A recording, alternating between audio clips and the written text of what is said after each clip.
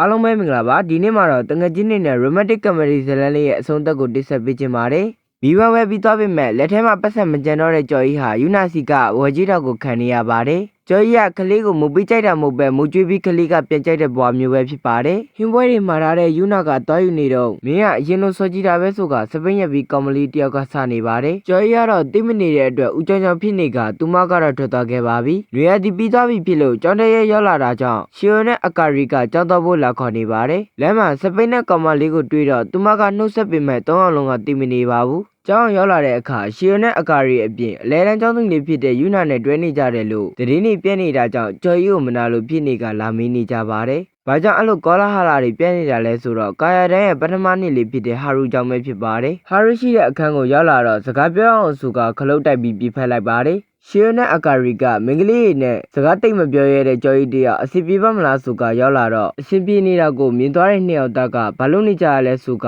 စီစိုးသွားတာကြောင့်ကျော်ကြီးကအရင်ကငယ်ငယ်ချင်းဖြစ်တဲ့ဟာရုဆိုတာကိုပြပြလိုက်ပါတယ်ငယ်ငယ်ကဘတ်စကတ်ဘောအတူကစားကြပြီးအမြဲနိုင်နေသူကဟာရုဖြစ်ကမင်္ဂလိမန်းအောင်မသိတဲ့ရှီယိုနဲ့အကာရီကလန်သွားပါတယ်ဟာရုကစနေပေမဲ့တဝင်းတူနေတဲ့ရှီယိုနဲ့အကာရီကစကားပြောဖို့ခေါ်သွားပါတယ်ကောလာဟာလာတွေပြန်သွားရတဲ့အတွက်တောင်းပန်လိုက်ကဒါပေမဲ့နင်တို့ကရီသားတွေမဟုတ်ဘူးလားလို့မေးချလိုက်တာကြောင့်တငယ်ချင်းလေးပါပဲဆိုတဲ့စကားနဲ့ပဲဖြစ်သိလဲရပါတယ်မတွေ့ရတာကြာပြီဖြစ်တဲ့ဟာရုအတွက်ပါတီလုပ်ပေးနေကယူနာကအခန်းထဲရောက်လာပါတယ်ဟာရုကိုတွေ့ရတဲ့တွေ့တက်သွားပြီးဖားကြောက်တဲ့ဆိုကရေရွနေပါတယ်ယူနာငယ်ငယ်ကဖားယုံနဲ့စောနေတဲ့အချိန်လက်ဆောင်ယူလာတဲ့ဆိုကဖားရီဖမ်းမိလာပေးတာကြောင့်ဖားကြောက်တဲ့ထရမယာသွားကဟာရုကိုလန်သွားတာပဲဖြစ်ပါတယ်ဟာရုကမကြောက်ပါနဲ့မမစီလာဆိုတာကြောင့်လိုက်ဖန်ရင်ချီချော်ပြီးကြော်ကြီးကိုနန်းတယ်လို့ဖြစ်သွားပါတယ်ဒီလိုနဲ့အိမ်ပြန်ရောက်တော့နန်းနေတဲ့အကြောင်းကိုဒီစဉ်းစားနေကြကငါလဲနန်းချလိုက်တာမနာလိုဘူးလို့တွေးနေပါတယ်စောစောတီးတီးရှိတော့အကစားလုပ်နေတော့ဟာရုနဲ့တွေးတာကြောင့်နင်ကြော်ကြီးနဲ့နန်းတော်ကိုပြောနေတာလားလို့မေးလိုက်ပါတယ်ဘာလဲမနာလိုဖြစ်နေတာလားလို့စားလိုက်တာကြောင့်လက်ကိုကိုင်းတာရောရံဖြစ်တာရောငါပထမဆုံးပဲဘာမှမနာလိုမဖြစ်ဘူးဆိုကအပြေးပြိုင်နေပါတယ်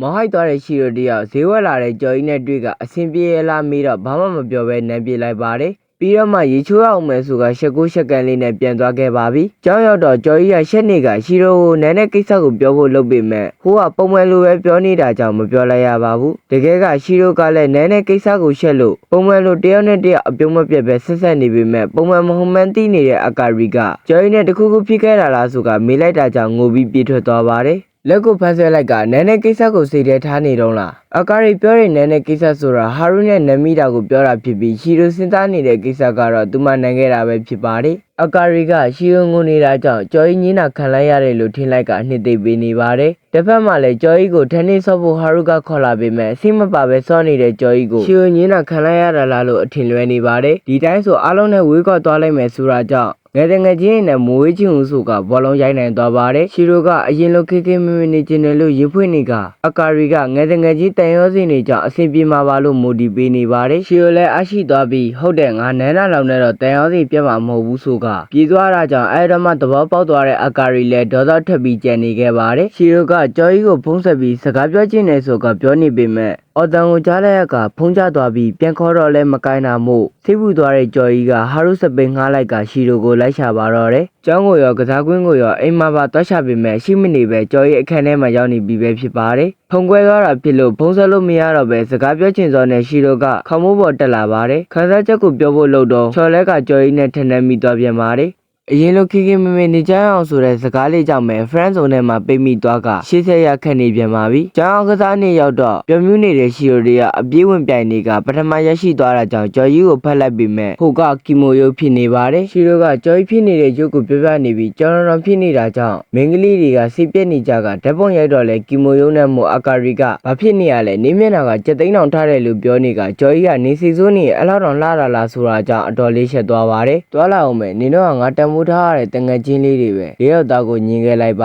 တယ်ဒါကြောင့်ကျော်ကြီးနဲ့တောင်ထမင်းမစားတော့ပဲရှောင်ထွက်သွားကြကယူနာတယောက်တည်းပဲကျန်ခဲ့ပါတယ်တကယ်ကတငယ်ချင်းတွေနဲ့ဝေးရမှကြောက်တဲ့စိတ်နဲ့ကျော်ကြီးကအဲ့မျက်နှာလုံးနေတာဖြစ်ပါတယ်ထမင်းစားကြတော့ပုံမှန်လိုပြန်ဖြစ်သွားတဲ့အတွက်ယူနာကအတော်ပျော်နေပါတယ်ပစ္စည်းငါပြန်ပွဲစားတော့ရှေ့ဆုံးကဥဆောင်နေသူကကျော်ကြီးဖြစ်ကငါးမဲ့ပစ္စည်းကိုနှက်လိုက်တော့အနီအောင်ဆွဲရရှိကဖွင့်ဖက်လိုက်ပေမဲ့တင်းအရန်ချေရတဲ့သူဆိုတဲ့စားကြောင့်စဉ်းစားရကြက်သွားပါတယ်ခဏကြာတော့ပြေးကယူနာစီရောက်လာပြီးလာခေါ်တာကြောင့်ယူနာကိုချစ်နေတယ်လို့ထင်သွားကြပေမဲ့တယောက်တည်းနဲ့မကျေနပ်နိုင်တဲ့ကျော်ကြီးကရှီယိုနဲ့အကာရီအပြင်ဟာရုကိုပါလက်ကင်ပြီးတော့ပန်းနိုင်စီရောက်ရှိလာပါတယ် ဒန်ကစားနဲ့ပစ္စည်းကိုစစ်ဆေးနေပြီးအရန်ချရတဲ့သူလားဆိုကမေးတော့ဟုတ်တယ်လို့ဆိုတာကြောင့်အနိုင်ရရှိသွားပါတယ်နောက်နေ့ရောက်တော့ပုံမှန်လိုပဲကျော်ကြီးကိုကြောင်းတော့ဖို့လာနှိုးနေကြကစော်မရှိတဲ့ဘရာသာတို့အတွက်တောင်စိတ်မကောင်းဖြစ်သွားပါတယ်ကောင်မလေးနဲ့တောင်ကြောင်းမတော့ဘူးတဲ့ညီကိုတွေကိုတော့ကောင်မလေးရပါစေလို့ဆုတောင်းပေးခဲ့ပါမယ်ခင်ဗျာနောက်ပိုင်းမှာပြန်တွေ့ကြမယ်ဗျဘိုင်ဘိုင်